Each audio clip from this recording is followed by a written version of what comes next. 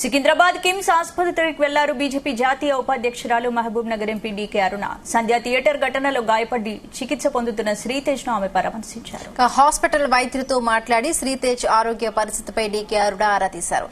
శ్రీతేజ్ కుటుంబ సభ్యులతో మాట్లాడి ధైర్యం తెలిపారు. ఘటన జరిగిన నాటి పరిస్థితులను అడిగి తెలుసుకున్నారు.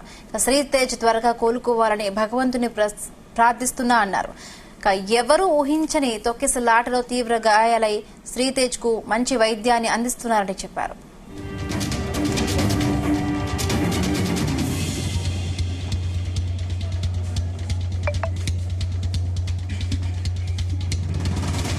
ఈ సందర్భంగా జరిగినటువంటి సంఘటనలో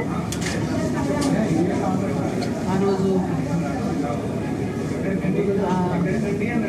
రేవతి మహిళ ఆ రోజు తొక్కిసలాటలో ప్రాణాలు కోల్పోవడం, తర్వాత అదేవిధంగా శ్రీతేజాని వాళ్ళ కుమారుడు కూడా ఇంజూరీ అవ్వడం, మరి ఇక్కడ కిమ్స్ హాస్పిటల్లో వారికి ట్రీట్మెంట్ అందిస్తూ ఉన్నారు. మరి ఆ ట్రీట్మెంట్ ఇంకా కొంతకాలం కొనసాగుతుంది. కొన్ని రోజులు వెయిట్ చేయాలి, నార్మల్ కావడానికి కొంత సమయం పడుతుంది ట్రీట్మెంట్ అని చెప్పారు డాక్టర్లతో. ఆ బాబు ఆ తొక్కిసలాటలో మరి ఇబ్బంది పడడము, మన అబ్బాయిని మరి ఇక్కడ అడ్మిట్ చేసినటువంటి సందర్భంలో ఆ అబ్బాయికి ఈరోజు కిమ్స్లో ది బెస్ట్ ట్రీట్మెంట్ కూడా అందజేస్తూ ఉన్నారు కిమ్స్ హాస్పిటల్ వారు. కొంత సమయం తీసుకుంటుంది కానీ మంచిగా అవుతాడు, బాగా అవుతాడు, నార్మల్ అవుతాడని చెప్తున్నారు.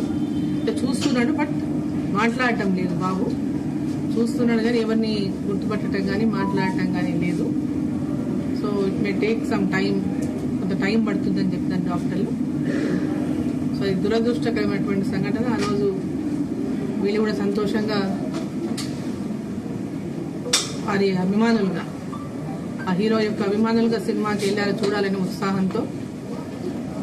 మరి ఆ రోజు ఆ తొక్కిసలాటలో మరి సంఘటన జరగడం నిజంగా దురదృష్టకరం, బాధాకరం.